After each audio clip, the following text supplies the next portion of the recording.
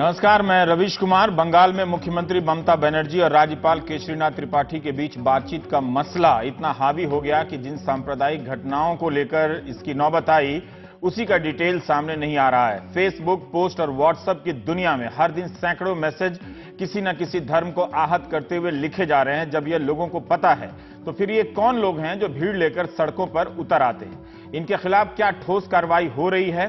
आप यकीन करेंगे कि कोलकाता से 70 किलोमीटर दूर बादुरिया की यह तस्वीर इसलिए है कि किसी ने फेसबुक पर पोस्ट किया है। हम क्या मूर्खता की मिसाल कायम करने के लिए उतावले हो रहे हैं? इन लोगों को किसने सड़क पर उतारा? बजाय इसके कानून का रास्ता क्यों नहीं चुना और इंतजार किया? बीजेपी का दावा है कि 2000 मुसलमानों ने हिंदू परिवारों पर हमला किया। बताया जा रहा है कि कई दुकानें जला दी गईं और घरों पर पथराव किया गया। हमारी सहयोगी मोनदीपा बनर्जी इस इलाके के एक हिस्से में गई जहां के घरों के कुछ शीशे टूटे हुए थे और पथराव भी किया गया था और पास के एक क्लब के सामानों को नष्ट भी किया गया। लोगों ने मोनदीपा को बताया कि वे काफी डरे हुए हैं। पुलिस थाने पर हमला करने और पुलिस की गाड़ियां जलाने की भी खबरें हैं। सांसद की गाड़ी पर भी हमला हुआ। यह वीडियो मंगलवार का है। समझना मुश्किल है कि कौन किसके साथ क्या कर रहा है। इस भीड़ में भीड़ का हौसला दिख रहा है। पुलिस को इस भीड़ के आगे बेबस नजर आ रही है। उसकी मौजूदगी में किसी के साथ हाथापाई होती लग रही है। सड़कों पर टायर जलाए गए हैं। मंगलवार को मोनदीपा की रिपोर्ट की यह तस्वीर बता रही है कि हिंसा हुई है। आप खुद भी देखिए, 17 साल के लड़के की पोस्ट के जवाब में किन लोगों को उतारा गया। क्या इनमें से कई किशोर उम्र के बच्चे भी नजर आ रहे हैं?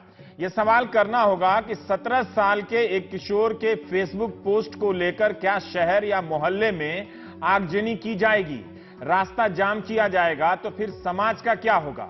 क्या हमारे संबंध इतने खोखले और कमजोर हो गए हैं? फेसबुक पोस्ट के कारण धार्मिक भावना आहत हो रही है तो इसका मतलब है भावनाओं को ही बीमारी लग गई है। एक बात सभी को याद रखनी चाहिए, बहुसंख्यक सांप्रदायिकता इसी फिराक में रहती है कि कब अल्पसंख्यक सांप्रदायिकता हरकत करे या कुछ ऐसा करे जिससे सांप्रदायिक रंग देकर उसके जवाब में बहुसंख्यकों को उकसाया जा सके। भीड़ का जवाब भीड़ से देने वाले दोनों तरफ के लोग अच्छी तरह से यह बात जानते हैं कि वे जवाब नहीं दे रहे बल्कि एक दूसरे का साथ दे रहे होते हैं। अगर ममता बनर्जी बीजेपी की सरकारों में सांप्रदायिक हिंसा करने वाले समर्थकों या गुटों को संरक्षण देने का आरोप लगाती हैं तो खुद उनका अपना बेंचमार्क क्या है?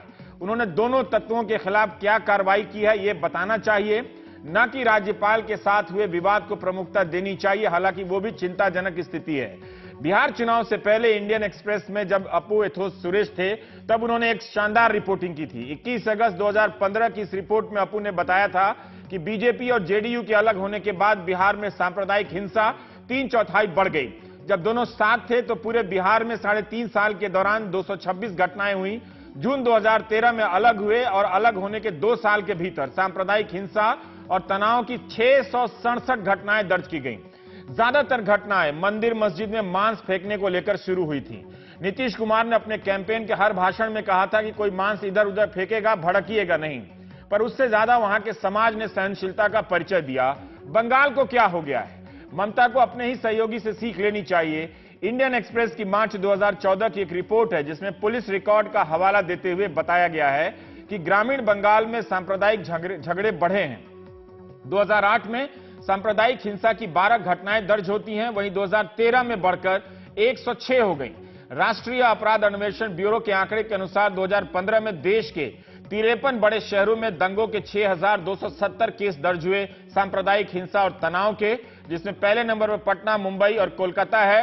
बेंगलुरु भी है उसमें। कोलकाता में 293 केस दर्ज किए गए। 2016 में बंगाल विधानसभा का चुनाव हुआ, तब ममता बनर्जी को 211 सीटें मिली और बीजेपी को 3। यानी इन सांप्रदायिक हिंसा का कोई लाभ नहीं मिला किसी को भी। लेकिन हर बार नुकसान नहीं होगा इसकी कोई गारंटी नहीं। उन्हें अल्पसंख्यक तुष्टीकरण के आरोपों को भी गंभीरता से लेना चाहिए और ऐसे आरोपों के बहाने बहुसंख्यक तुष्टीकरण की राजनीति पर भी लगाम लगाकर दिखाना चाहिए। ऐसा लग रहा है जैसे कोई बंगाल को लगातार उबाल रहा है। धार्मिक जुलूसों और यात्राओं का स्केल जरूरत से ज्यादा बड़ा हो रहा है। इन जुलूसों के जरिए सदियों पुराने वही ढोल बजाए जा रहे हैं कि लाउडस्पीकर की आवाज तेज हो गई या नहीं बजाने दिया किसी ने, या किसी ने मांस फेंक दिया। मूर्खता का यह रिकॉर्ड हम ही लोग कायम कर सकते हैं और कोई नहीं। मुस्लिम समाज का एक हिस्सा इस खेल को भी समझ रहा है, तभी कोलकाता के टीपू सुल्तान मस्जिद के शाही इमाम बरकती को इमाम के पद से हटा दिया। इस इमाम ने निजी एल्बम में इस इमाम के निजी एल्बम में तमाम नेताओं की तस्वीरें हैं जो इनके बयानों को लेकर राजनीति भी करते हैं। मगर मई महीने में इस शख्स ने ऐसा बयान दिया कि हम इमाम हैं, किसी के गुलाम नहीं हैं, हम अपनी कार से लाल बत्ती नहीं उतारेंगे। तब मीडिया में खूब बवाल हुआ, खूब बयानबाजी हुई और सांप्रदायिक बातों को लेकर भड़काया उकसाया गया। स्थानीय मुस्लिम समाज और मस्जिद का बोर्ड इस बात को लेकर सतर्क हो गया कि इसे लेकर किसी तरह की बातें फैलाई जाएंगी।